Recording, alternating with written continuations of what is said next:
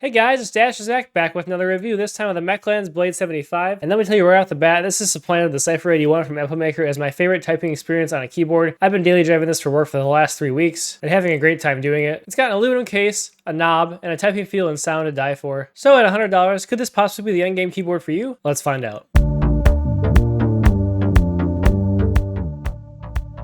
So here we have it, the Mechlands Blade75, and let me tell you, this keyboard has delivered on all fronts. I am massively impressed by this. It has an all aluminum construction, and it has a sort of little glitter to it. Also has this nice aluminum plant in the back. Hello there. It says Mechlands. Some rubber feet. So it doesn't really have any support feet on it, but I think this is the perfect angle for comfortable typing. And as you can also see here, it is also tri-mode. Jumping into a quick overview here, I use it. I'm not someone who does usually. As you can see, this is a 75% layout, and it has 2 colorways. I'll be honest, I sort of regret not getting this colorway. It just looks so nice. And given how I plan to continue using this keyboard going forward, this is a pretty snazzy colorway as well, but not quite as nice in my opinion. We do have a gasket mount here with sound enhancing materials, as well as a flex cut PC plate and finely tuned stabilizers with that 4000 mAh battery. And it comes with a Mechlands Verdant switch. This switch is pretty pleasing to me in touch. It has an operating force of 42 plus or minus 5 grams force, and bottoms out at 50, not too heavy. There's a set in pre-travel because this is not a Hall effect keyboard of 1.8 plus or minus 4, and a total travel of 3.8, which is pretty standard. Beyond that, I do mention here the spray painted finish, and you can feel that, which we'll go over here in a little bit. Gives it a very refined feeling texture. Love the fact that they included a knob in their 75% layout. And one more thing to note here that I should have mentioned before, there is also a hot swap PCB and south-facing RGB, which I find compatible with more of the keycaps that I like to swap to. Spec-wise, like I said, not HE, so it does not have 8000 Hz polling, but it does have an advertised wire latency of 5.3 milliseconds, which I found to be adequately responsive in games. If you told me Hall effect didn't exist and I wanted to have a just solid gaming keyboard that doesn't have magnetic switches, this would be plenty performant for me in games. But obviously, if you're going super competitive, you'll want to look elsewhere for a Hall effect keyboard. And don't you worry, because I'll have a Mechlands M75, their first Hall effect keyboard review, coming out very soon as well. So right off the bat, we have the aluminum case. It's going to be a hefty boy.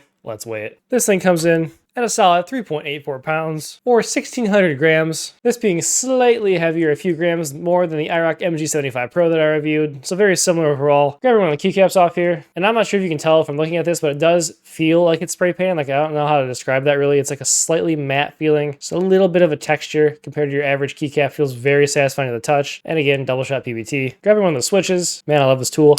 Boop. Got a light blue bottom here and a clear plastic top. See that south-facing LED. And the boxing of this switch is more recessed as opposed to raised, which I find provides very, very good stability here on the switch. Just a bit louder of a sound than the Maker HE80 switches, for example. Now we pop off spacebar, see some lube on there. I get a peek at that flex cut, as well as this white foam I can feel under here as well. That definitely plays into the great sound of this keyboard. Check out the knob up here. Pretty high quality, same texturing as the rest of the case, actually, not the keycaps. Does not come off easily, not hot swappable, not a problem. Now let's check out the RGB. I really like the effect of this RGB between these keycaps on this keyboard. You can sort of get an idea of how it looks there. These lights are super bright, and there's something about the way they go between the keycaps that is extremely satisfying. This is probably my favorite lighting that I've seen on a keyboard to date. One thing I will say about this is the default settings, the speed is absurd. It will blow your eyes right out of your head. And this even is the slowest speed here. You can see it's pretty quick, so I guess I would like to see like a slightly slower, slightly less manic speed of the RGB, but I can live with it. Overall, obviously, you're gonna get no flex here because this is a beautiful aluminum case, rock solid. I've just really come to appreciate aluminum cases. Well, honestly, I was gonna say I would only main aluminum case keyboards going forward, but I really enjoyed that HE80 and I love the MShow's Jet 75 still, so that's not true at all. I think it does contribute nicely to the feel of a keyboard, and I do love feeling like I have premium products, and aluminum cases just do that for me. And as I mentioned earlier, the 75% layout, this is 81 keys, it's usually 80, 81, 82 keys, is I think just perfect with your function row and your arrow keys, and in this case, love the knob up here. You just bump the delete key over, just makes changing volume on your desktop, on your different audio inputs for your computer just a lot easier. Jumping into the software, there's no WebDriver. Mechlands only has this desktop software, which is fine. And as we come to the software here, this looks like a reskin of the same software that Maker uses. Not that it was necessarily Maker original, but it was not my favorite software. And again, not my favorite software here. Not as big of a deal though when you're not on an HE board, and good to see that there is a fully featured software for this non-HE board. You can mess around with your key settings here as far as macros, media keys, etc. I'll be honest, I missed this before. This actually has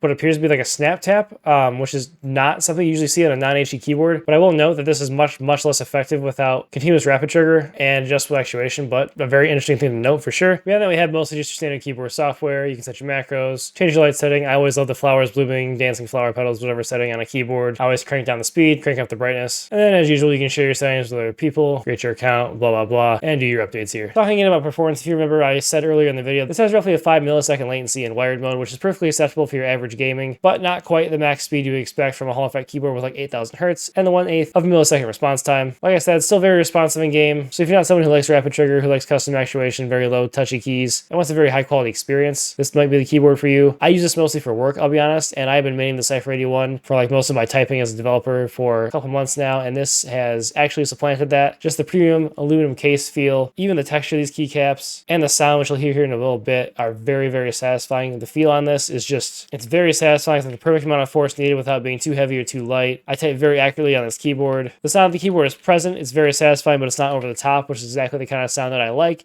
A similar thing to the M-Show's Jet 75. So without blabbering much more, let's go to that sound test.